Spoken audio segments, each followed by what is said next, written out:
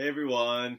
Happy Tuesday or Wednesday, depending on when you're watching this, and either good morning, afternoon, or good evening, depending on when you're watching this as well. So I just wanted to go over a few things with you in this short video about some things I noticed yesterday, and how we can kind of move forward as a class. So first, I want to talk to you about NewsELA expectations and criteria for success. Totally my bad. I didn't set those expectations at first, and so that's totally on me.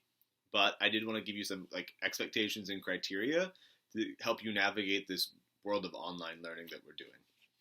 So, NewsELA is going to be one of the main sources where we do our readings that aren't related to William Shakespeare this unit.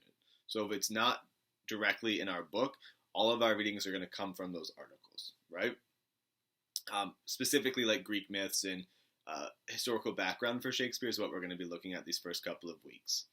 So, because NewsELA is going to be a source of a lot of our grades and a lot of our articles and texts that we're going to be reading, it's really important we're all on the same page. So here are our criteria for success for NewsELA. The first thing I want to point out to you is your Lexile. So as I was looking through your guys' work yesterday, I noticed that a lot of you were choosing or being given the lowest Lexile.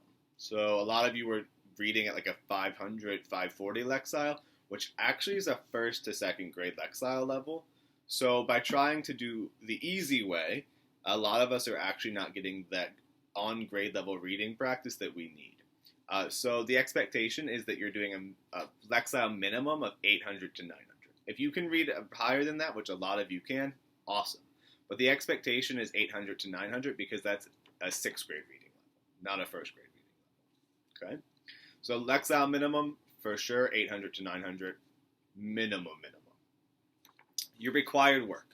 So for every single article I assign, there are 2 for sure, 100% guaranteed required work assignments. That is the comprehension quiz, so the multiple choice comprehension quiz with the 4 questions, and the open-ended writing prompt. Now this writing prompt will change from day to day depending on whatever skill we're learning. So for this first week, all of our writing prompts are going to be about summarizing, because that's the skill we're learning this week. Next week it's going to be a different skill. So your writing prompt is your second required work. Your third required work, if applicable, so if it's actually showing up on the article, is the vocabulary practice. NewsELA calls it power words, but it's our version of vocabulary practice. So these are the 3 required pieces of work for every article that we read. Now, I know there were a lot of questions last night about what the writing prompt looks like. Okay? So I give you a writing prompt. For example, this one was summarize the article you read using BME, beginning, middle, and end. But you weren't really sure what the grading looked like. A lot of you were confused about, I don't think I did very well. Can I resubmit? So I want to answer those questions for you now. First of all, you get a number grade. So it's a rubric grade. It's not a 100% to 0% or a A, B, C, D, F. It's actually a 0 to 4. So 0 means that you didn't write anything down. 1 means that you wrote something down but it didn't answer the prompt. 2 and 3 mean that you answered the prompt but it was an incomplete answer. And then 4 is a perfect score. It means you answered your prompt correctly and fully. It means you used correct grammar, etc., etc. Which brings us to point number 2. Make sure we're using basic correct grammar. There were a lot of prompts that could have gotten a 4 but didn't because we didn't use capital letters at the beginning of sentences. We didn't use capital letters for proper names and places. We didn't write incomplete sentences. We didn't use punctuation. You didn't even have subjects and verbs. So I know that we're doing online learning, but it's important that we still practice good writing habits. And then last but not least, you can resubmit. So I grade every single writing prompt. Most of you have already gotten graded on your first writing prompt if you submitted it before midnight last night.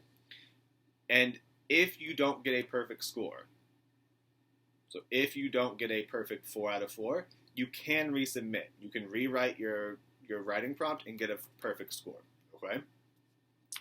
So these are the expectations around NewsELA. I'll let you look at it one last time, okay? So right there.